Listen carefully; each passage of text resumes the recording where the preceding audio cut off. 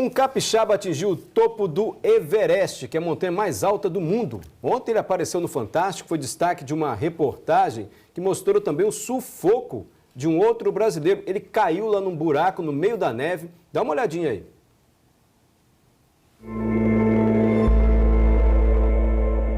Eu tive a impressão imediata de que minha hora havia chegado. Por alguns segundos, o oftalmologista Mauro Chies achou que tinha despencado para a morte na montanha mais alta do mundo. Mauro não estava sozinho. Ao lado dele, o alpinista Rodrigo Raineri, o único brasileiro que chegou ao topo do Everest 3 vezes. Vamos fazer uma simulação. O Pão de Açúcar tem 396 metros. Agora imagine 22 montanhas como essa, uma em cima da outra. Acrescente neve, temperaturas de 30 graus negativos e cerca de 300 pessoas indo para o topo. É mais ou menos isso que está acontecendo no Everest. Essas imagens, registradas no fim de maio, viralizaram mundo afora. Mostram um engarrafamento de alpinistas em direção ao cume. Reparem que todos usam uma única corda que é fixada da base ao topo. Os mais lentos bloqueiam a passagem e o jeito é esperar a fila andar. O perigo é que eles estão na chamada Zona da Morte, acima dos 8.000 metros, onde o ar rarefeito, a falta de oxigênio, pode matar o ser humano. Nesta temporada, mais de 800 alpinistas chegaram ao topo, entre eles 2 brasileiros. O capixaba Juarez Soares, de 48 anos, saiu da barraca às 5 da tarde e chegou ao topo por volta das 3 da manhã. Uma estratégia para fugir do congestionamento. Mesmo assim, teve problemas na volta. Entre o cume e o cume sul, você tem uma única corda. Então, a corda de quem está subindo é a mesma corda de quem está descendo. O que se segurava na corda efetivamente eram as suas mãos. Então você vinha descendo com as 2 mãos, soltava uma, abraçava a pessoa, daí soltava a outra mão também para continuar o movimento de descida, disputando aqueles poucos espaços também com os pés. Já o paranaense Moisés Fiamontini, de 39 anos, atingiu o cume mais tarde, às 11h30 da manhã. Durante a escalada, viveu momentos dramáticos. A 7.750 metros de altitude, nós acabamos encontrando um casal. Ela era russa e ele búlgaro. E os dois já estavam muito mal.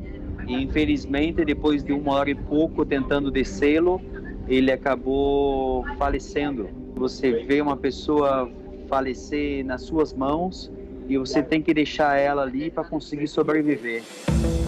11 pessoas morreram na montanha este ano.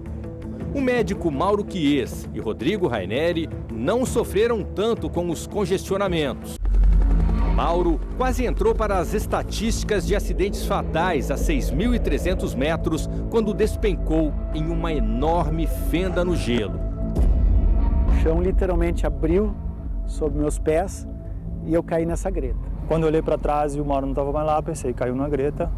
E o resultado de uma queda numa greta, normalmente, é a morte.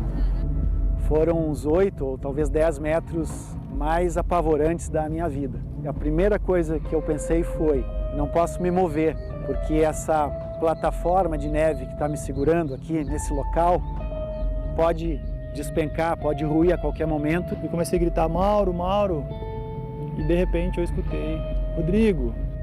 Eu lembro de olhar para o alto daquela fenda, eu vi o rosto do Rodrigo me olhando e perguntando, Maurão, você está bem? O meu resgate foi executado muito rapidamente. O pessoal jogou uma corda de resgate para mim. Conectei essa corda no equipamento. O pessoal subiu. Joga a perna por cima. Joga a perna por cima aí. Eu acho que o que aconteceu comigo foi um acidente, mas ao mesmo tempo um milagre. Por um segundo eu achei que tinha perdido outro amigo.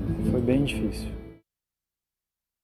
O Juarez, que é o primeiro capixaba a chegar ao topo do Everest, contou algumas dificuldades, mas nem todas. Ele teve um problema na visão também, se não me engano, congelou a retina, no pé. Ele vai conversar ao vivo agora com a Gabriela Ribetti.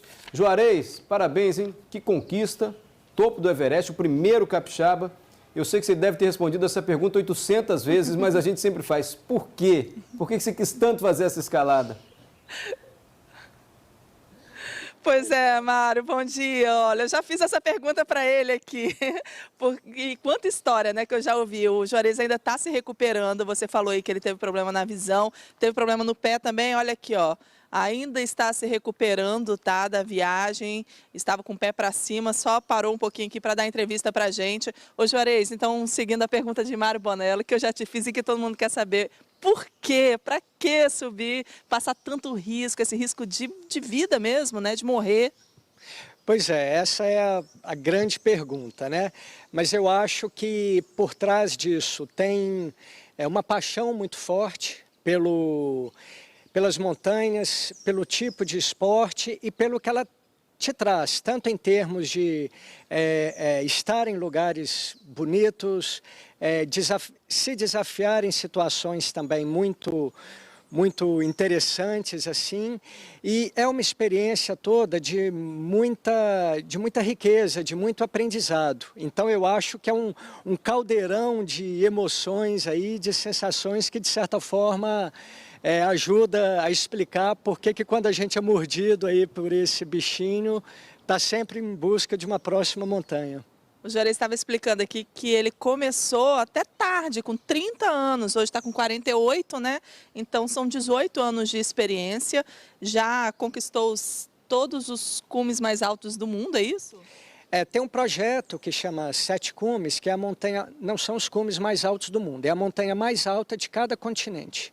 Então, desse projeto, o Everest agora foi a minha 7ª montanha, mas foi o meu 6º cume. Uma das montanhas, no Alasca, a gente ficou preso no campo mais alto, aguardando uma janela de tempo que não tivemos. Para explicar, a janela de tempo é um tempo bom. É o tempo bom que a gente precisa, porque o clima no cume de uma montanha varia muito e é muito cruel, então é fundamental que a gente tenha uma janela favorável. E no caso lá a gente não teve essa janela, tivemos que voltar. E por conta disso, dessa questão do tempo, da questão da adaptação, é demorado chegar, né, ao topo. Lá no Everest foram 2 meses? Isso, uma expedição no Everest, ela leva 60 dias. E ela pode ser separada assim, em 3 etapas. A primeira etapa é o processo de aproximação até o campo base. Então é um trekking de aproximação até o campo base, onde a gente já vai aclimatando também, porque o campo base está a 5.400 metros. Só para a gente ter uma noção, qual é a altitude aqui do Brasil, da montanha mais alta do Brasil? É o Pico da Neblina, que tem 2.996 metros. E ali o mais baixo do Everest são 5.000? O campo base do Everest, que é onde a gente se estabelece para fazer os ciclos e para subir a montanha, está a 5.400. E aí chegou no primeiro ponto? Isso, então a primeira etapa é essa aproximação até o campo base. Depois você tem os ciclos, as rotações de aclimatação que você tem que cumprir. Normalmente são 3 ciclos de aclimatação.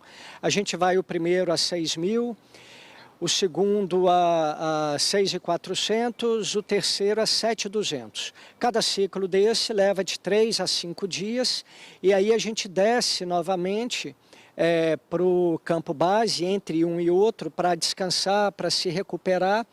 Porque em torno do a partir do dia 10 de maio, você tem que estar pronto, cumprido esses ciclos de aclimatação, para aguardar as janelas de clima, como nós falamos há pouco, para você fazer o ciclo do cume. E aí no ciclo do cume foi quando você teve as maiores dificuldades, né? Vamos falar um pouco sobre isso que aconteceu com o seu corpo, como que ele reagiu? Você teve uma cegueira momentânea, temporária, problema no pé, que é congelamento, como que foi? Eu estava embora eu tenha tido um machucado antes nas costas, quando eu me recuperei, eu estava muito bem, assim, tanto fisicamente quanto de cabeça, muito forte, me sentindo muito bem para fazer esse ciclo do cume. E de fato, todo o período da ida fluiu muito bem. Eu estava um pouco mais lento do que eu imaginei que eu estaria, mas fluiu muito bem. Foram 4 dias até o Colo Sul, que é o acampamento 4. Nós ficamos, por conta também de clima, um dia a mais no Colo Sul, a 8.000 metros, 8.100 metros, que é o último acampamento.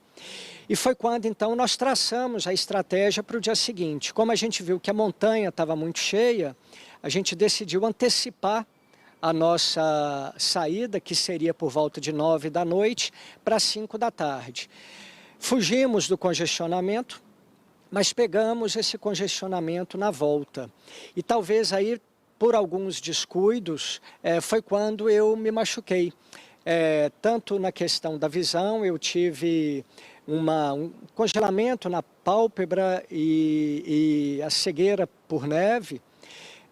E depois eu vim a saber, eu já estava com princípios de congelamento nos dedos do pé também. E esse problema na visão, ele foi muito desgastante, porque eu perdi a sensação de perspectiva, de distância, de profundidade. Então, cada passo que eu dava, eu tinha que calculá-lo, eu tinha que medi-lo, eu tinha que colocá-lo no lugar certo. E isso gera um cansaço, um desgaste, um estresse assim, muito grande.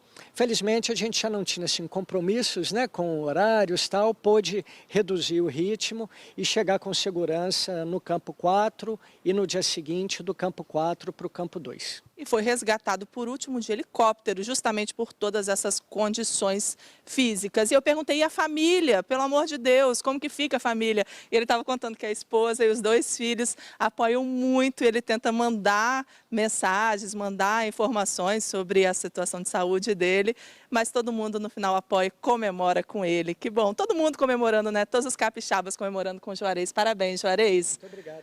Mário, Tati. Obrigado. Tenho a sensação que você está bem mais magro também, né, Juarez? Você perdeu alguns quilos aí no Everest? Eu perdi uns quilos. Vamos dizer que é uma dieta de risco, mas eficaz. Legal. E vai de novo? Essa dieta eu não topo não, hein? Vai de novo no Everest? Bom, no Everest ainda não passa pela minha cabeça, não. Mas outras montanhas já começam a flutuar aí na cabeça da gente. Tá aí, mesmo diante de tudo que passou, hein? Parabéns, viu, Juarez?